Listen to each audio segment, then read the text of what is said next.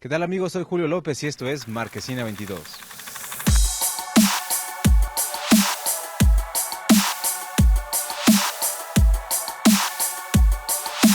Bueno, pues como bien saben, nos encontramos en el Teatro Morelos, en la bellísima ciudad de Cuernavaca, y como siempre me acompaña mi querido amigo Jesús Chavarría. ¿Cómo estás? No, pues muy contento, ¿no? Seguimos dándonos la vuelta por todos los lugares donde se está hablando de cine. Este es uno de los eventos fílmicos más interesantes que nos encontramos en este mes, teníamos que caerle.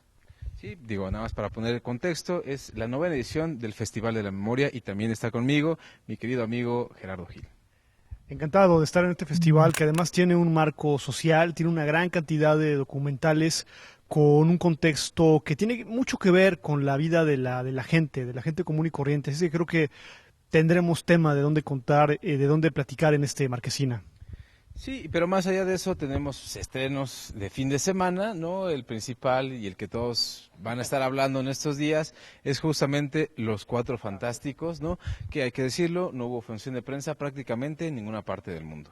Bueno, para no hacerles el cuento largo, la verdad es que a mí no me gusta mucho, no, la verdad es que sí me gusta decir te lo dije y yo se los dije, esta película la verdad no pintaba nada bien, ya se vieron las primeras críticas allá en Estados Unidos, son devastadoras y el que no tengamos una función de prensa en México es indicador de lo que nos espera en el cine con Los Cuatro Fantásticos.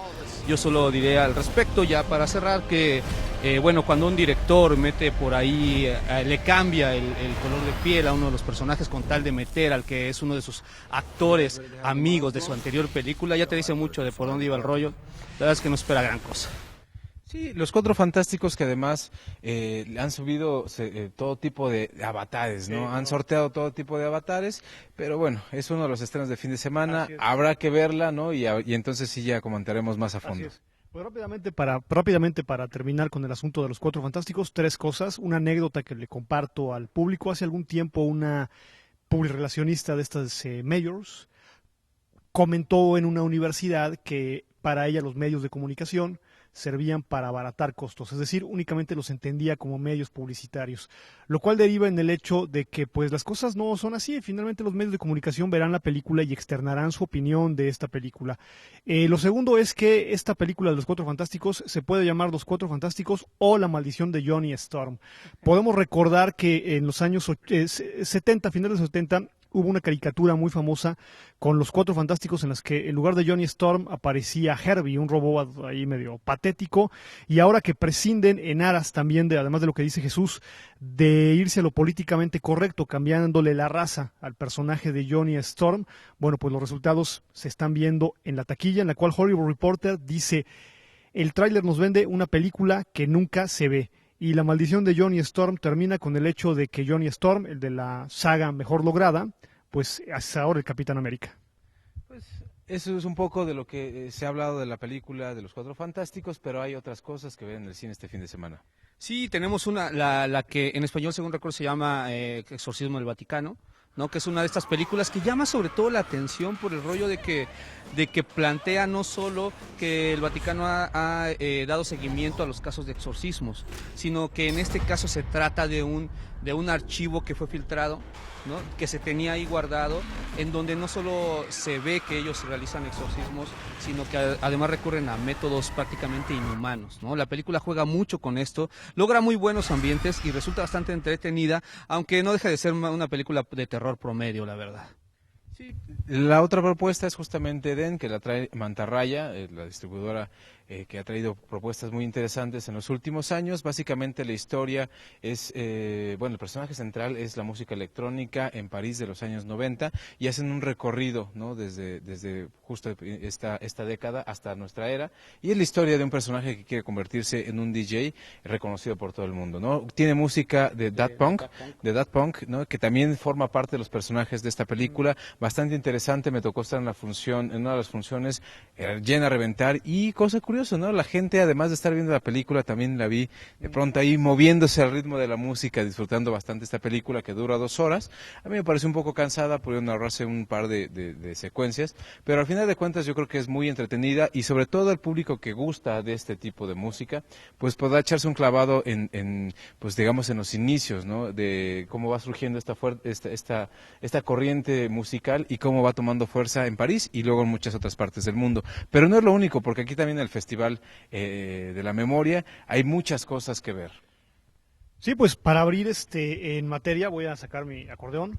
Una de las películas que causa mayor expectativa por el contexto social que tiene es Ayotzinapa, Crónica de un crimen de Estado, dirigida por Javier Robles. Javier Robles es un dramaturgo muy importante, basta decir que es autor de Bengalas en el cielo, que luego se llamaría Rojo Amanecer, y el trabajo le apuesta de manera afortunada desde mi punto de vista, desde luego sí a la información documental, pero sobre todo a la percepción y a la empatía con el público, es decir, hay datos importantes, hay datos relevantes que lo que hacen es reafirmar lo que todos estamos conscientes, ¿no? Pero más allá de eso, la película le hace una justicia a las víctimas de esta situación tan terrible, logra mucha empatía con el público, los testimonios siempre van de la mano de la parte humana, no únicamente la cuestión informativa, sino la cuestión humana. Me parece que es un documental en el que todo el mundo se puede identificar por lo que exponen ahí, por esta situación de la simpatía que pueda sentir la gente, el público de los protagonistas de este hecho. Y desde luego no deja de lado dos aspectos muy importantes. La memoria que deja este documental en los términos cinematográficos, en hecho casi luego de que suceden, y también, por supuesto, información que arroja, ¿no? de primera mano. Me parece que es importante que la gente lo vea en el contexto de un festival que se llama Festival de la Memoria. Sí, son trabajos muy interesantes. A veces cuando se habla de documental parece que estamos hablando como de un solo género, ¿no? Cuando el género documental, hace muy poquito lo dijo Martin Scorsese, no está un poco el futuro del cine, él lo decía así, porque las propuestas, las formas de innovar, las formas de contar historias, te permiten hacer un montón de cosas, ¿no? Y también hay otro tipo de documentales como el Silencio de la Princesa, que es un trabajo bien interesante. Sí, fíjate, esto que mencionas es bien importante, sobre todo porque en México está demostrado que el formato del documental es el que se ha mantenido de manera más consistente, ¿no? En algún momento Aurelio de los Reyes, me acuerdo que lo denominaba como el género por excelencia de nuestro país, y no estaba errado, es donde encontramos las propuestas con mayor continuidad, mejor logradas, y más allá de las crisis que haya tenido la cinematografía nacional, siempre hay muy buenos documentales y que retoman elementos de otros géneros, ¿no? En este caso, El Silencio de la Princesa, además, tiene como plus que rescata esta mitología fílmica de pronto olvidada de nuestro país, que hubo una generación que rompió con ella y que ahora está reconciliándose a través del documental, ¿no? Hemos visto casos como el de Quebranto, por ejemplo, ¿no? El de Alucardos, que buscan nuevamente acercarse cuando hubo una generación, sobre todo a principios de siglo, que se alejaba, ¿no? Como que negaba este pasado cinematográfico. Aquí, pues, la película se enfoca en la historia de Diana Mariscal, que es una joven actriz, bueno, de joven era una cantante muy popular, incluso llegó ahí a interpretar canciones con Enrique Guzmán, etcétera, y que además interpretó uno de los protagonistas de la película de Alejandro Jodorowsky, de Fando y Lis, y que sufría de cierto trastorno, que además le tocó una época en la que se tenía mucho desconocimiento de él, no había forma de atenderlo, ¿no? Y que le llevó a tener un final bastante triste, y que, bien dice Gerardo, va muy ad hoc a lo que es el Festival de la Memoria, porque recupera de qué fue lo que sucedió con esta figura, y que en muchos se perdió en el olvido, ¿no? El documental, quizás en cuanto a manufactura no es precisamente demasiado arriesgado, no es quizás tan propositivo, pero sí es muy efectivo y muy emotivo, y creo que realmente vale la pena echarle un vistazo, ¿no? Sí, también en ese sentido encontramos el documental Mover un Río, que forma parte de la sección oficial de documental mexicano, que retrata la lucha de los yaquis, ¿no? Como bien lo vemos, es historia reciente, historia ya un poco más hacia unas décadas atrás, y esta lucha de los yaquis, básicamente lo que nos muestra la película Mover un Río es la lucha de este grupo, ¿no? Por recuperar una forma de vida digna, por recuperar su territorio y por recuperar las aguas que de pronto les han sido arrebatadas por una idea de progreso, ¿no? Por una idea de urbanización, por una idea de llevar cierta mejora de vida a ciertas partes del estado de Sonora, ¿no? Lo que han hecho son básicamente dos presas que han movido el cauce de este río, ¿no? Y que ha dejado desprotegidos a las comunidades yaquis. Este es un trabajo bien interesante de Alba Herrera. Ella, como bien lo menciona en una entrevista que tuvimos hace muy poco, mantuvo un perfil bajo para no meterse en problemas, y casualmente también dos de los personajes que forman parte de este documental ahora están en la cárcel, acusados de, uno está acusado, bueno, los dos están acusados de privación ilegal de la libertad y de robo, ¿no? Entonces, parece que todavía va a dar mucho de qué hablar este trabajo. Ha participado ya en varios festivales a nivel internacional, estuvo en Chile, estuvo en Colombia, ahora está aquí en Cuernavaca en el Festival de la Memoria, pero es solo un poquito, porque acabamos de ver también Nazarín, tras Nazarín, del director Javier Espada, perdón.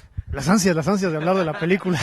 No, la verdad es que es un trabajo muy interesante. Lo vimos hace unos momentos, o sea que lo estamos comentando prácticamente en caliente. Y además de ser una visión evocativa de el Morelos, el Cuernavaca, del Cuernavaca de hace muchísimos años, es también un análisis de la cinematografía de Luis Buñuel, de las pulsiones internas de un cineasta. Con la empatía que puedan tener los mismos protagonistas de los hechos. Vemos, por ejemplo, que se entrevista a Carrier, que es el autor de la autobiografía de Buñuel, por decirlo de algún modo, Arturo Ripstein, pero más allá de esta parte evocativa de la gente cercana de Luis Buñuel, se percibe una distancia que da el tiempo y que da una cinematografía que ya podemos considerar como fundamental o fundacional para el cine nacional. La verdad es que además el trabajo, a mí me llamó la atención algo de esto, que tiene que ver que muchos de los protagonistas son los que pertenecieron a Nuevo Cine, y que además aquí en el marco del festival se presenta un documental precisamente sobre este movimiento de Nuevo Cine. No hay testimonios de la esposa de Tomás Pérez Turrent y de otros personajes también muy importantes para la crítica cinematográfica. Hay una distancia, pero también hay un análisis crítico del trabajo de Luis Buñuel, independientemente de quienes dan testimonio. Es un trabajo muy importante para cualquier estudioso del cine nacional.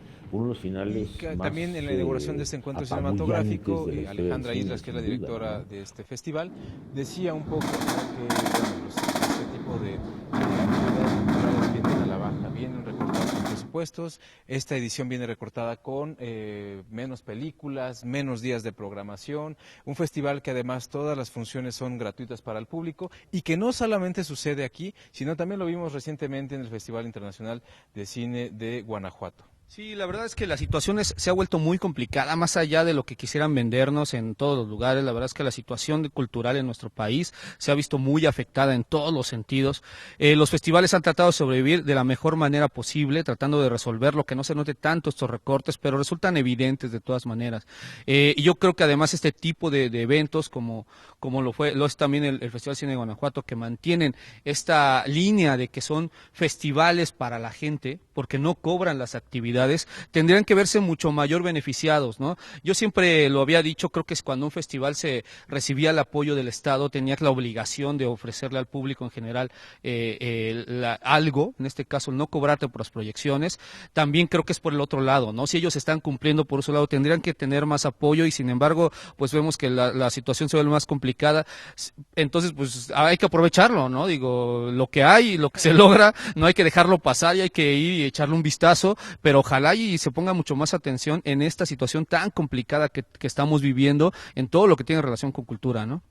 Pues bueno, a nosotros ya nada más nos queda despedirnos. Muchas gracias, Gerardo. Al contrario, gracias a ti, y lo más importante, llena la sala, ¿eh? O sea, la gente sí está interesada. Jesús, muchas gracias, siempre un placer, ahora desde aquí, desde Cuernavaca. Sí, hombre, acá sufriendo, ¿qué le hacemos? Es un trabajo difícil, pero alguien tiene que hacerlo. Yo me despido, soy Julio López y esto es Marquesina 22.